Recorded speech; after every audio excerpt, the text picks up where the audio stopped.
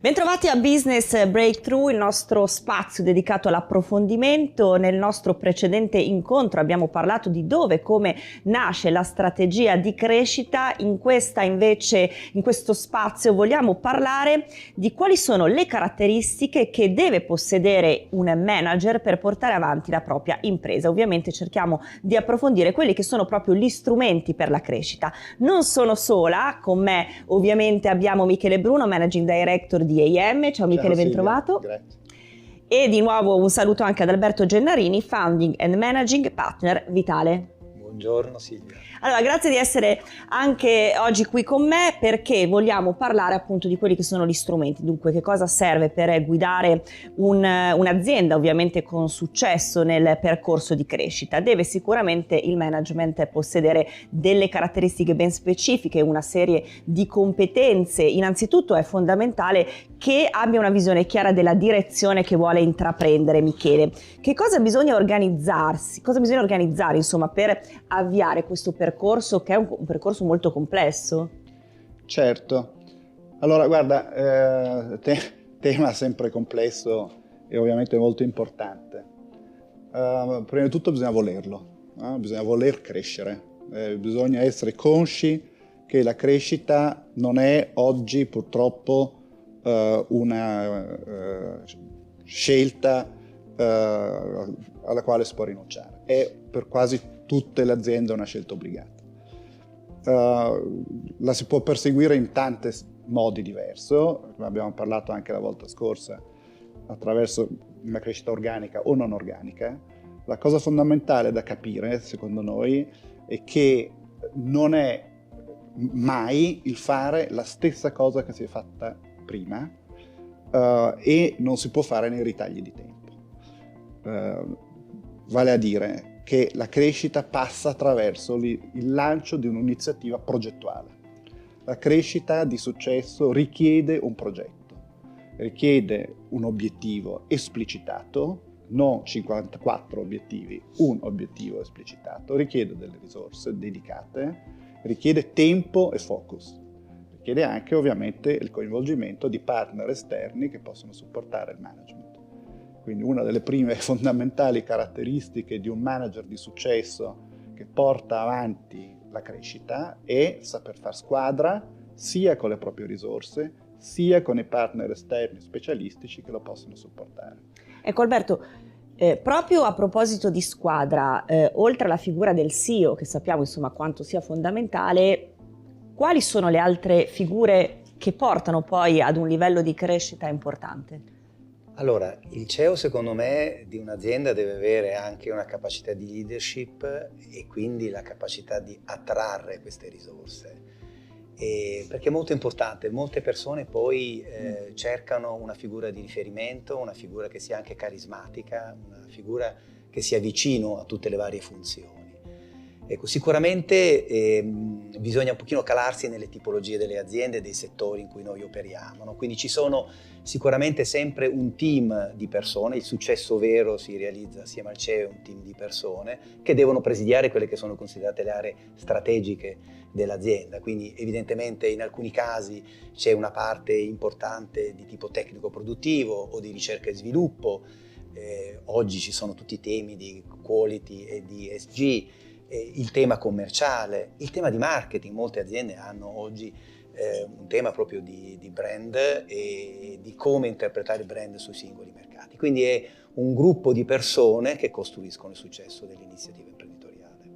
Tu Michele prima parlavi di progettualità come insomma un valore fondamentale per portare a crescere l'impresa.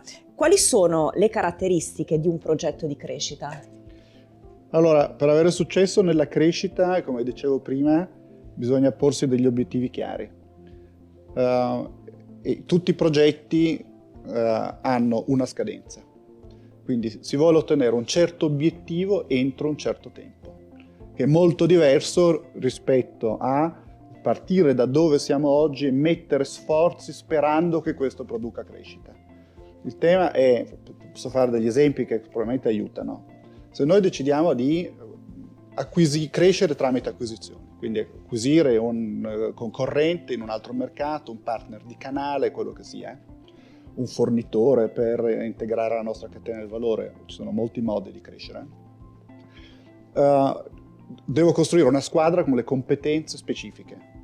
Una squadra che avrà sicuramente un elenco di cose da far succedere, secondo un metodo. Comprare un'azienda segue una metodologia consolidata, no?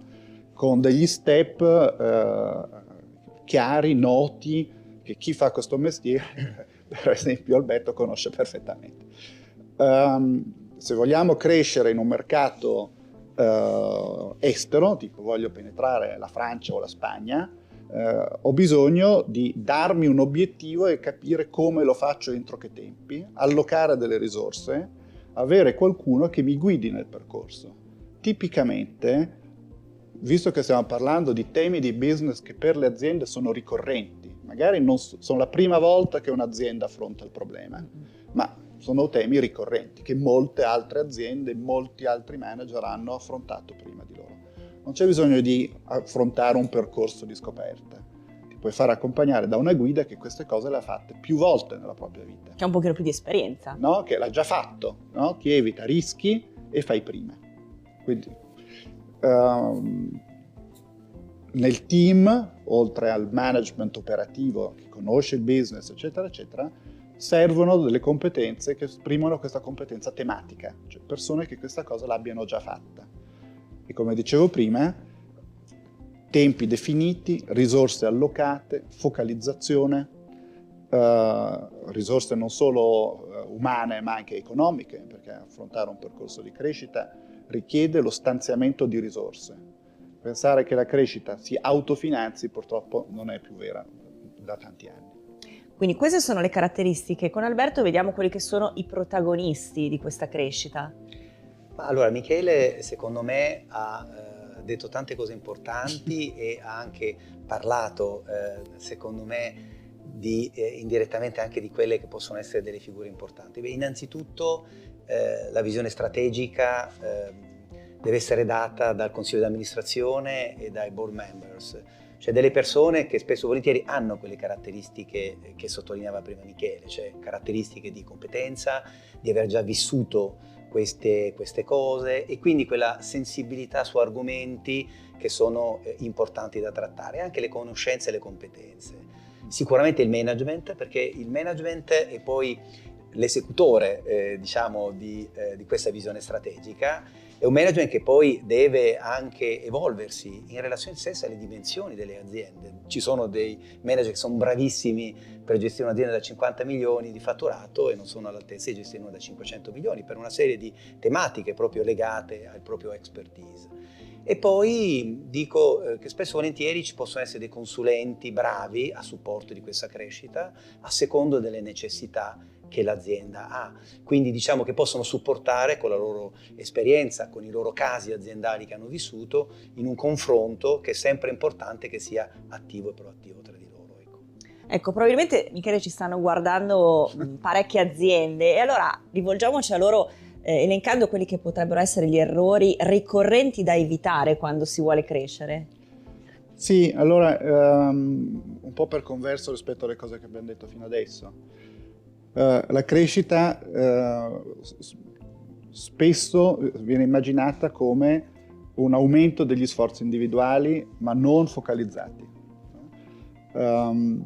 Vado sul mercato estero e vedo se c'è qualche azienda da comprare. Non funziona. No? Cerco di penetrare attraverso tante visite i clienti che già comprano da me. Sì, posso fare qualcosa, ma non è crescita strutturale. La crescita strutturale, come dicevo prima, passa attraverso un progetto, l'allocazione di risorse. Quindi, errore ricorrente, non dare dignità progettuale a un percorso di crescita, non darsi delle scadenze, non costruire la squadra giusta e cercare di farlo da soli, e anche per le aziende che invece sposano questa filosofia del progetto, essendo progetti poi complessi, un errore da evitare è il non governare correttamente il progetto.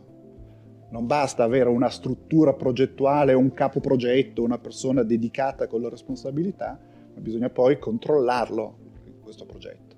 Perché stiamo in un mondo fluido che cambia molto rapidamente e quindi tu lanci delle attività progettuali basato su certi assunti, 3 mesi dopo, 4 mesi dopo siamo quasi certi che le cose sono cambiate. Allora, come diceva Michele, è un progetto, Alberto, molto complesso. Qual è il ruolo del CDA, del Consiglio di amministrazione in questo caso? Il ruolo del CDA è un ruolo fondamentale oggi. Spesso e volentieri viene sottovalutato, ovvero ci sono tanti consigli di amministrazione che vengono fatti sulla carta, anche da aziende di dimensioni medie, quindi anche di dimensioni importanti. Il consiglio di amministrazione deve essere, non solo deve analizzare i conti dell'azienda, ma deve essere sempre da stimolo su tutti quelli che sono i progetti, i nuovi progetti da implementare, e devono essere nei confronti del management stesso un punto di riferimento assoluto, perché le decisioni che vengono prese sono spesso e volentieri decisioni sui piani di investimento, sulle persone importanti da coinvolgere o da assumere, quindi tutte decisioni che hanno a che vedere poi con il successo della vita dell'azienda. Quindi sotto questo punto di vista, spesso e volentieri, ad esempio, nelle aziende che si quotano in borsa c'è molta questa attenzione a cercare di trovare delle persone che in qualche modo possono essere sui vari campi all'altezza di aiutare, diciamo, il top management. Allora, mi sono segnata, siamo in conclusione, un po' le caratteristiche. Ho segnato competenze manageriali, leadership e visione strategica, un po' quelle le caratteristiche per far crescere la propria impresa. Grazie davvero a Michele Bruno e Alberto Gennarini. Grazie Silvia. Grazie a tutti voi che ci avete seguito, ovviamente ci vediamo al prossimo appuntamento, parleremo di fusione, quindi di M&A, di come insomma si possa arrivare con successo all'integrazione. Ne parleremo nel prossimo incontro, grazie di averci seguito.